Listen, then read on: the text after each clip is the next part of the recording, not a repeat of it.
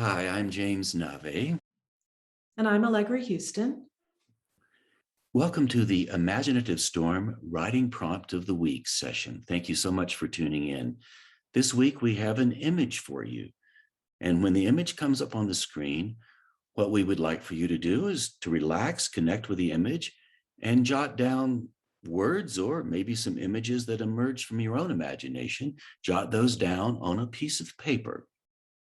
The words don't have to have anything to do with the image. They don't have to have anything to do with one another. Just whatever words pop into your mind as you look at this image, write them down.